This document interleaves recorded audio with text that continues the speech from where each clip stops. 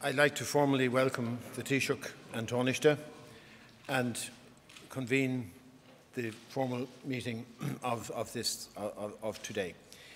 Today is an historic day.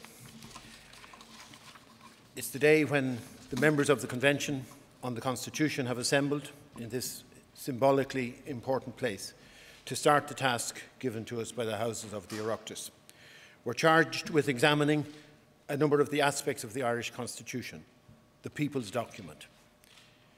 We have the privilege of influencing the fundamental text that reflects the values of Irish society and provides a framework for our laws.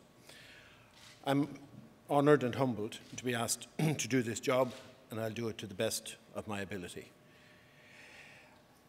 The composition of the Convention, 2/3 members, citizen members, 1/3 elected representative, is already an innovative approach, and our work will be examined with great interest in many countries in the world. While we are predominantly a citizen-based assembly, it's appropriate that we will hear from the political leaders of our country today, from the government and opposition, and indeed from the representatives of, we're delighted to have also with us here, representatives of 4 parties in Northern Ireland. As Justice Hogan said, the 1937 Constitution was a product of its time, but it has stood the test of time. But as again Dermot Keogh said, there are huge changes which have happened in the intervening decades. Much of this change has been positive. We've increased our living standards, our standards of education, our national self-confidence. Our membership of the European Union has been one of the most important decisions we took in these 75 years since that, with major consequences at political, economic and cultural level. Our EU membership has arguably enabled Ireland to play a more significant role in international affairs.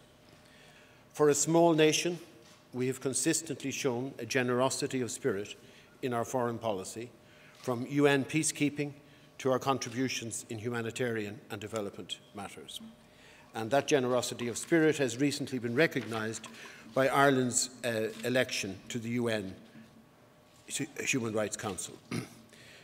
But it has not all been positive, as Dermot remarked. The past 2 decades in particular, confidence in some of our key institutions of state and church has been undermined. The recession over the past few years has brought hardship to many people. There have been failures in accountability and lapses in ethical standards. Trust in the political system has diminished. And in some of our public discourse, there is a cynicism and a sense of alienation which is unhealthy for our society and ultimately dangerous for our democracy. So the Constitution, as it starts its work, needs to take account of this complex reality that is Irish society at the moment. And if we are to have and retain a high level of public trust, we have to earn it by being very open and very transparent in the way we work. We know that citizen assemblies in other countries can work, and we know even here in Ireland 2 years ago there was an initiative called We the Citizens, which gave a sense of how ordinary people want better accountability from within public life. We have a huge strength in Ireland in having an active civil society.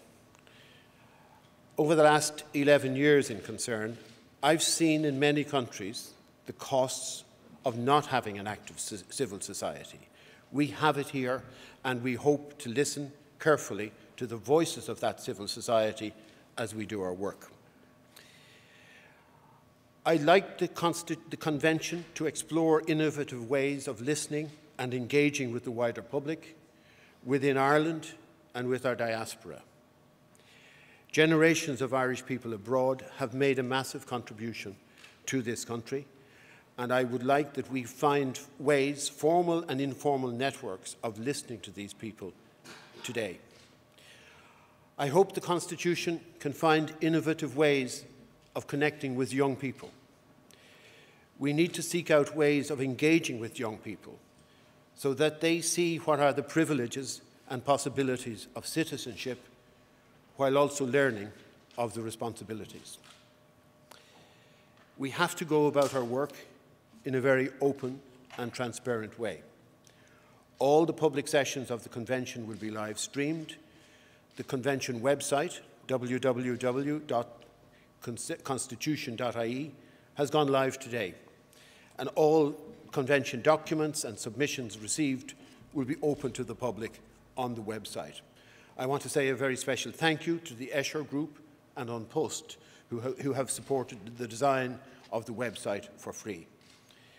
The Convention will be supported by an advisory panel of constitutional and legal experts, and we will use these people to help us in our work. Over the past decades, and Dermot Keogh referred to this, our record in Ireland of discussing possible constitutional change is not good. Our debates have been frequently bitter and adversarial. I hope we can do better in the future. I hope that both within our work in the Convention and in any subsequent public debate, we have those discussions in a sense of tolerance, respect for divergent opinions, and good manners. Most people, whether they be citizens, politicians, or experts, constitutional experts, believe that the 1937 Constitution has served this country and its people well. Dermot referred to some of the other reports that have been made, the 1967 report, the 1996 report, and the 10 reports of the All-Party Oireachtas Committee on the Constitution between 1997 and 2006. He referred to Dr. Ken Whitaker, one of Ireland's finest ever public servants. I spoke to him yesterday. He's not able to be here today. He'll be 96 in 1 week's time, and he sends his best wishes to the Convention and its work.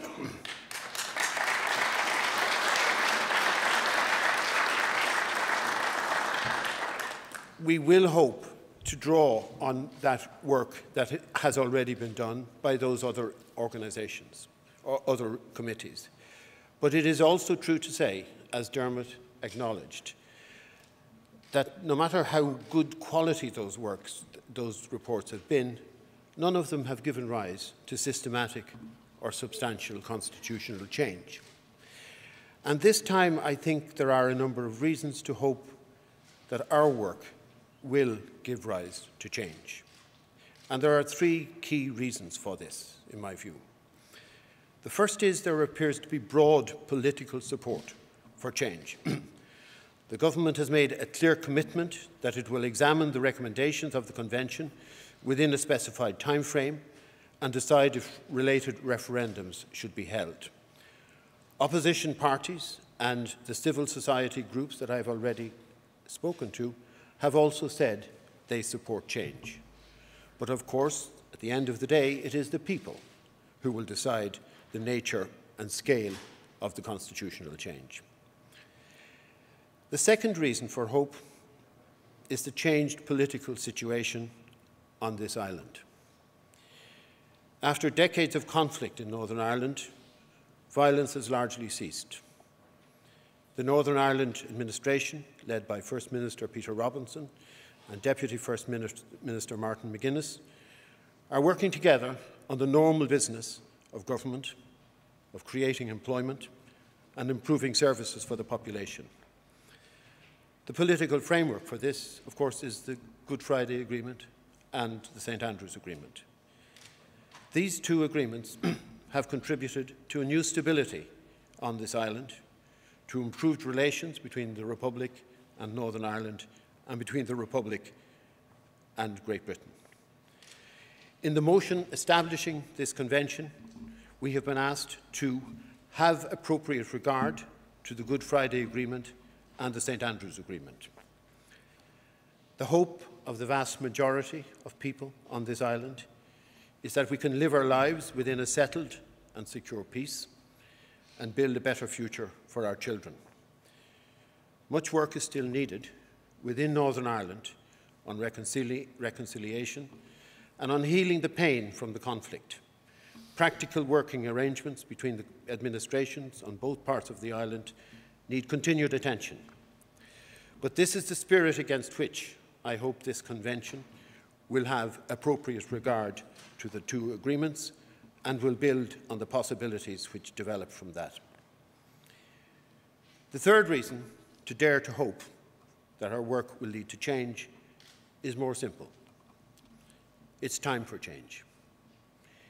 It's not just that the current Constitution has attained the venerable status of 75 years, or that in 10 years' time, to 1922, that will be the centenary of the establishment of the Irish state, Free State.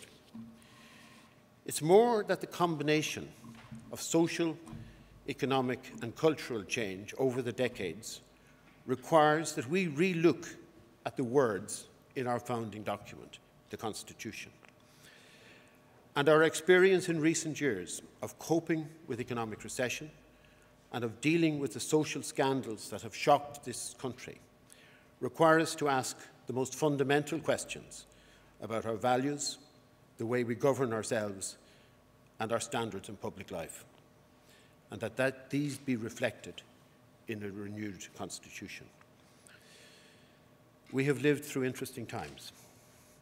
In April 1998, the Good Friday Agreement was signed. Although it took a number of years to deliver on its potential, it will probably be seen as an historic turning point in the history of this Republic, of Northern Ireland, and of this island. At some point, some people asked whether the finalisation of the Good Friday Agreement reflected a line from one of Seamus Heaney's best-known poems, "A time when hope and history rhyme." As we start our work in the Convention, maybe Seamus Heaney's words are still appropriate. They are taken from his poem, "The Cure at Troy," a translation of a classic Greek poem about an ancient war. History says don't hope on this side of the grave, but then, once in a lifetime, the longed-for tidal wave of justice can rise up, and hope and history rhyme. In this convention, we have a once-in-a-lifetime opportunity to shape the future of this country.